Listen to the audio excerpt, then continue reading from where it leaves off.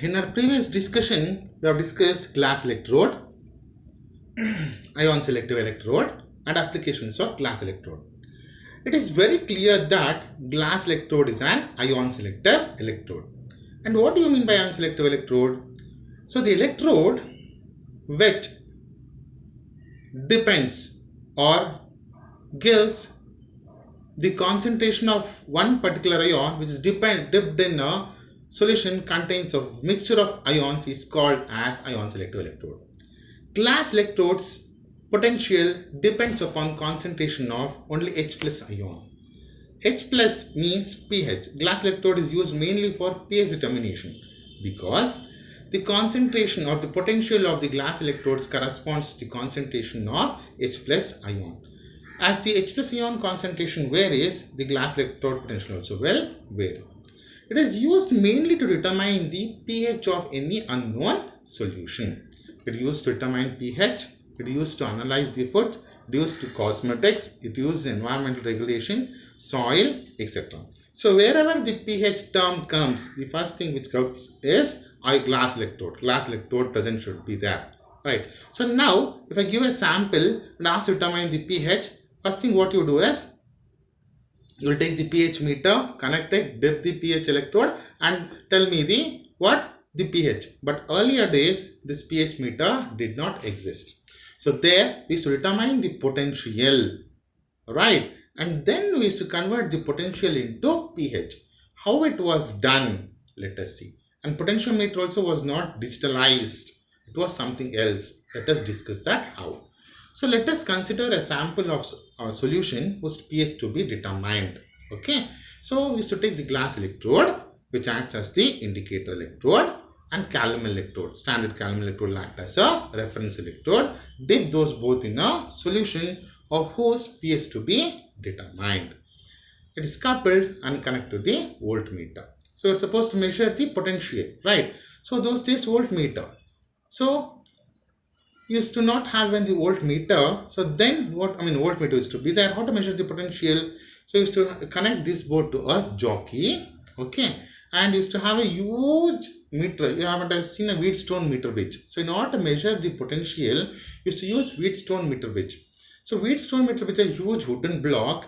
You will have a 30 centimeter scale placed and a huge steel string, and you will have a jockey. I used to move the jockey on the wooden block. When you get a beep sound at particular place, you take down that particular reading and convert it into the potential. That is the calculation. Okay. So once this voltmeter came, it is not a digital voltmeter once again. It is so it is some other voltmeter. Okay. Just connect to the voltmeter. If there is no voltmeter, once again connect the both terminals of the Wheatstone meter bridge, okay, to go this calomel electrode and glass electrode and pass the jockey to the on surface of Wheatstone meter bridge. When it stops, okay, you're going to take the Wheatstone meter bridge reading. When it beeps, you're going to take the Wheatstone meter bridge reading, convert it to the potential. That is the cell potential, okay, and then convert that potential into pH. How to calculate, we'll see. So this representation, diagrammatic representation, can also be converted into cell representation. This is how it is cell assembly is represented.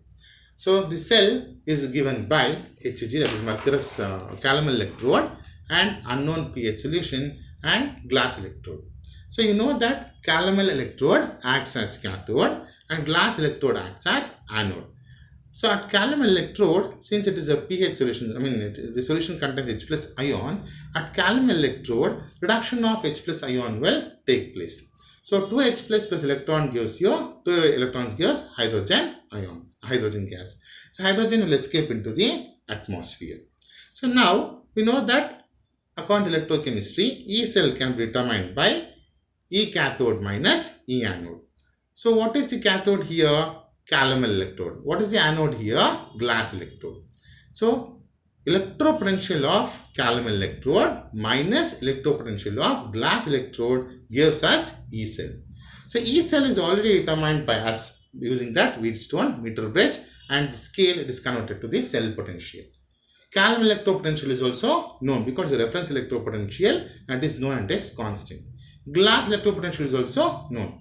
You might ask me, so we have determined the pH here, but why should we are determining E cell? The thing is, in the glass electrode, we have the term pH. That is the reason we are going to use this. Okay. When you substitute, and we know that Eg is equal to Eg naught minus 0.0591 pH. When you substitute for Eg, we get Eg.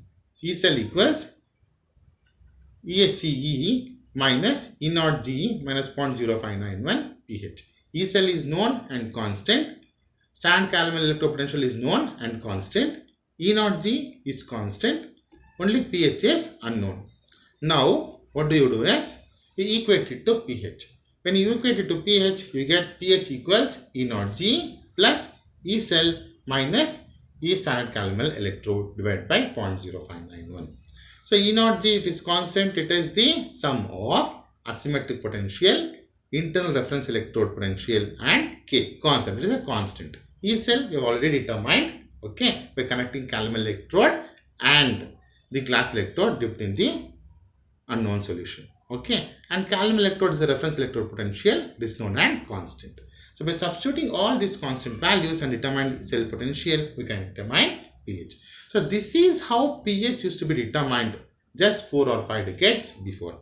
But now it is very easy, right? You just take the common glass electrode, dip in the solution where pH to be determined, connect to the pH meter. Immediately pH will be shown, displayed in the pH meter. Or it is very simple, because of ion selective electrode. What will happen? You take the pen, depth, it will give you the pH, it will give you the alkalinity, everything. It's fluoride content, everything will be given. It is very instantaneous. The contribution is completely due to nanotechnology and ion selective electrodes. Okay.